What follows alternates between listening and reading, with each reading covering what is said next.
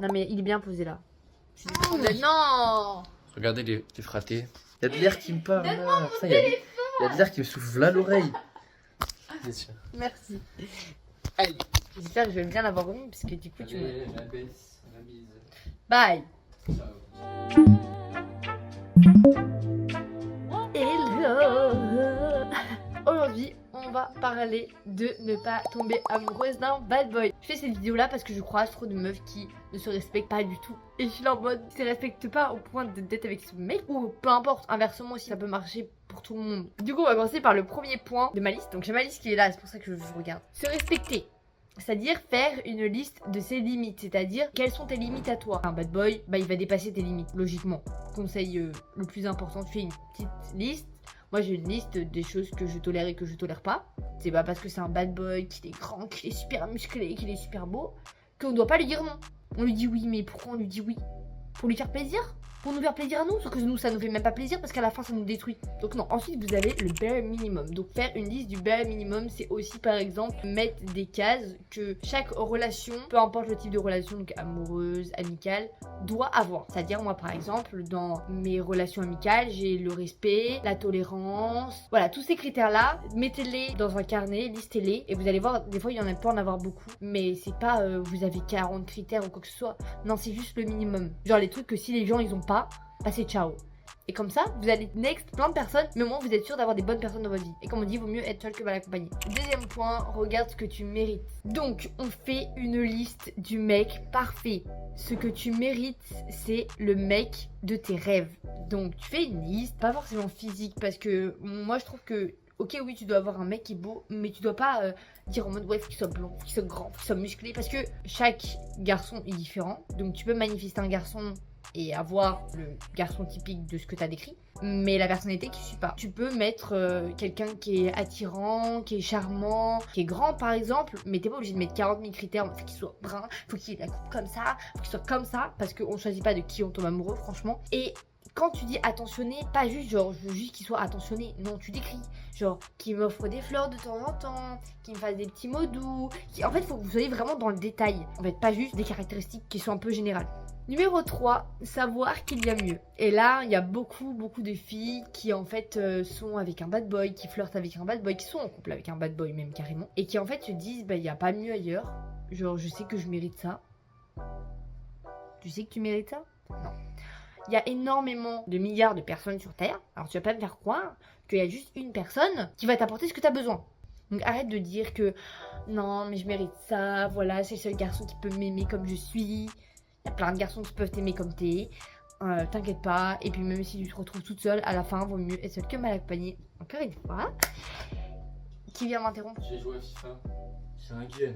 J'ai un gun. Célesté. Bon, Florent, je finis ma vidéo, c'est-à-dire dans 20 minutes, parce que alors là, même pas plus de 20 minutes, j'ai fait même pas la moitié des points. Au moment où tu sais qu'il y a mieux ailleurs, et que tu mérites pas forcément un mec qui est méchant avec toi, qui te rabaisse devant tout le monde, qui joue à chaud froid en mode oh, je te parle et puis je te parle plus. Quand tu sais que tu mérites mieux, tu restes pas avec ce genre de personnes. Faut juste que tu saches que tu mérites mieux. Ça veut dire que si plusieurs fois tu en viens à douter sur la relation, sur le personnage, où tu dis peut-être que je devrais pas le revoir. Quand tu rencontres quelqu'un, ou quand ça se passe bien avec quelqu'un, tu ne te demandes jamais peut-être que je devrais pas le revoir. S'il y a une phrase comme ça qui vient dans ta tête, écoute ton intuition. Je veux dire, j'ai déjà douté par rapport à des garçons et pourtant je me suis mis avec eux, ça s'est bien passé après. Mais c'est douter surtout dans la manière dont la personne a agi avec toi et dont elle s'est comportée avec toi. Si tu sens que tu es ressorti du date ou tu es ressorti avec la personne, que tu n'avais plus d'énergie, vraiment c'est ce qu'un bad boy te fait sentir, c'est que t'es pas assez bien et que tu trouveras pas mieux que lui. Il est en dessous de la barre minimum, pourquoi vous voulez baisser encore vos critères? Ça sert à rien. Du coup, si vous doutez, c'est bye bye. Comme ça c'est plus simple, ça va plus vite.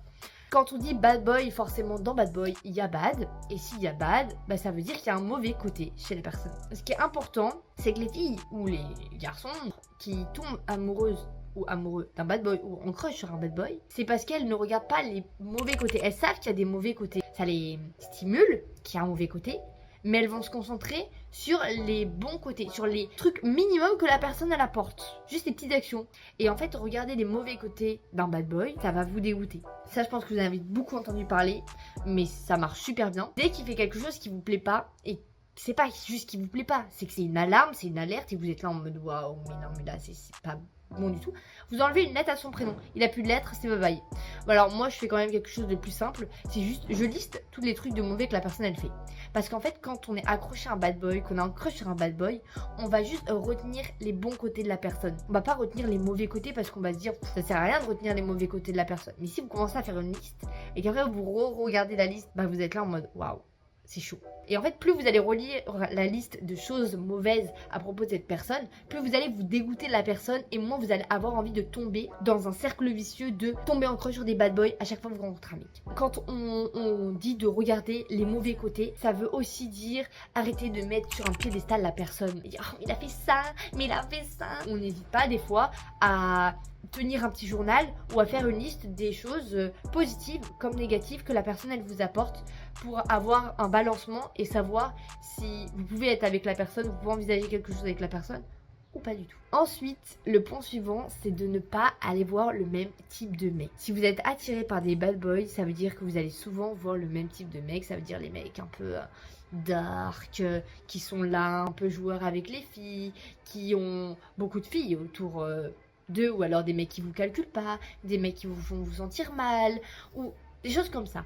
Arrêtez d'aller vers ce genre de mecs et changez un petit peu et allez voir des mecs qui sont peut-être plus gentils, un mec qui va prendre soin de vous, qui va essayer de vous comprendre. Est-ce que ça serait pas mieux qu'un mec qui est là en mode ouais mais tes émotions, non, mais là t'es tout le temps sensible, blablabla. Est-ce que ça serait pas bien d'avoir quelqu'un qui vous comprend, juste ce genre de personne, que quelqu'un qui vous rabaisse et qui vous fait vous sentir mal? Est-ce qu'on a vraiment envie de ce genre de personne dans nos vies? Pas sûr, hein. Et on se dit, je tente d'aller faire de nouvelles approches, de voir de nouvelles personnes et de laisser les bonnes personnes venir à moi. S'il y a toujours des bad boys qui viennent, bah vous les rejetez.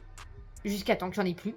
Voilà. Hein. Si en boîte, quand vous dansez avec vos copines, il y a toujours des mecs bad boys qui viennent vous voir, qui viennent vous draguer, et vous êtes sensible à ça et que vous êtes là et que vous vous laissez avoir à chaque fois, vous allez constamment attirer le même type de mec. Si vous les rejetez et que vous dites bah non mais tu sais quoi là, on se connaît pas, dégage, et que vous les recalez, vous allez attirer de nouvelles personnes, en fait. Si vous laissez entrer des bad boys dans vos vies, ça va revenir tout le temps. Votre cercle dépend de ce que vous allez aussi attirer. On essaye de prioriser des personnes bonnes, good vibes autour de vous avant d'avoir un partenaire et avant d'attirer un partenaire. Parce que ça dépend de votre environnement. Voilà, vous attirez votre environnement aussi. Vous avez un environnement qui est mauvais, avec des personnes qui sont mauvaises, des gens qui vous rabaissent, bah vous allez attirer des gens qui sont mauvais, qui vous rabaissent, dont peut-être votre futur partenaire. Et ça, on n'a pas du tout envie. On cherche une personne qui nous correspond, qui est alignée avec nos valeurs et qui partage la même chose. Donc on prend son temps. On passe au point suivant, savoir dire non et se prioriser. Quand on est face à un bad boy, on est un peu là en mode voilà, un peu waouh, et je me sens super spéciale. Désolée de te dire, ce n'est pas spécial. Il a fait ça avec plein de filles avant toi. Donc on arrête de dire oui à tout. Et quand il te propose un truc et à la dernière minute il annule et qu'après il te repropose, c'est non. Voilà, c'est non. On se priorise, on sait ce qu'on vaut et on arrête de chercher l'attention des bad boys. Parce que si vous cherchez l'attention des gens, ça veut dire que déjà, 1, vous n'avez pas confiance en vous. 2, et vous n'avez pas assez d'attention envers vous-même. Quand on cherche l'attention autre part, ça veut dire qu'on n'a pas assez d'attention envers soi-même. Donc on n'hésite pas à faire une petite liste de quand on manque de quelque chose, qu'est-ce que nous, on peut se donner à nous-mêmes.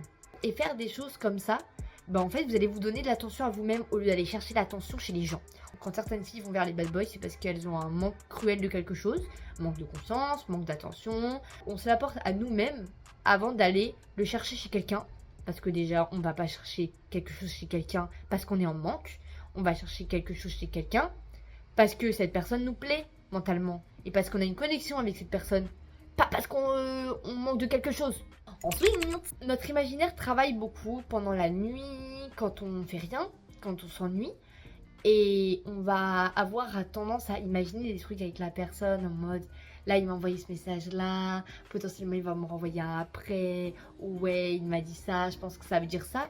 Mais en fait tout ce que notre imaginaire est en train de créer, c'est quelque chose qui est fictif, donc quelque chose qui est pas vrai. Et ça juste prend possession de vos pensées. Donc occupez-vous, faites des choses pour vous.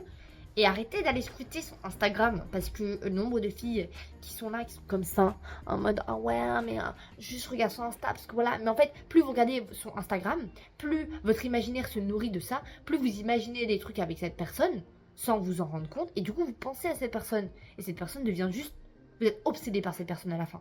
Tellement vous y pensez, tellement vous avez imaginé des trucs avec, tellement vous regardez son compte Instagram tous les jours. Arrêtez de faire ça. Mais on n'est pas fan de quelqu'un tant qu'on n'est pas avec cette personne. Vous avez du contrôle sur vos pensées. Quand on veut, on peut. Donc on se concentre sur soi, on fait des choses pour soi. Et on sait ce qu'on vaut. Et on sait qu'on mérite mieux que ce genre de type qui t'apporte le minimum. Et on peut trouver mieux ailleurs en fait. Point suivant, on suit ce qu'on dit et ce qu'on fait. Voilà, entre eux, avec les copines, ce qu'on parle. Tu vois, mais c'est vraiment bad boy et tout. Et que vos copines, elles vous disent quelque chose. Déjà, vous faites les sourds d'oreilles, vous n'entendez rien du tout. Et vous retournez vers ces mecs toxiques. Là, je suis en train de vous dire qu'à un moment donné, il faut que vous coordonniez vos paroles et vos actes. Si vous dites quelque chose et que vous dites, ouais, je me sens pas super bien avec lui et je sais pas ce que je devrais faire. Moi, si tu sais ce que tu devrais faire, tu devrais le quitter ou tu devrais couper les ponts avec cette personne. Et bah, fais-le. Arrête de dire quelque chose si tu le fais pas. En fait, à un moment donné, c'est stop. Parce que là, du coup, le subconscient, il se convainc lui-même de quelque chose, donc il est trahi par les actions. Quand il n'y a plus de concordance avec vos paroles et vos actions, déjà, il y a un dysfonctionnement. Il est possible que vous fassiez des cauchemars par rapport à ça. Et il est possible que quand vous fassiez quelque chose, vous soyez maladroite. Beaucoup plus maladroite. Et dernier point, et la conclusion de tout ça, on attire le self-love. Arrêtez de vouloir vous mettre en couple. Arrêtez de vouloir vous mettre en relation avec des gens. Ou alors avoir plus d'amis. Ou alors avoir plus de mecs autour de vous. Ou alors déjà, aimez-vous vous-même. Apportez-vous tout le bonheur, tout ce que vous méritez. Faites des activités avec vous-même. Faites des choses que vous aimez. On cherche quelqu'un qui ajoute quelque chose en plus à ce que vous avez déjà avec vous-même. Je vais vous mettre également 2 chaînes juste ici. Donc une qui s'appelle The Wizard Leads et une qui s'appelle Tamcour. C'est 2 youtubeuses américaines. Alors pour ceux qui parlent pas très bien anglais, ça va être un peu compliqué. Mais déjà moi ça me permettait de pratiquer mon anglais. Mais ces meufs, surtout de Wizard Leads, que j'ai regardé grâce à ma soeur, elle m'a fait vraiment réaliser à quel point il faut s'aimer et il faut avancer avec soi-même. Voilà, j'espère que cette vidéo vous aura plu. Je vous fais des gros bisous et si vous avez des idées de vidéos, des trucs que vous voulez que je parle, n'hésitez pas à me le dire en commentaire. Et voilà.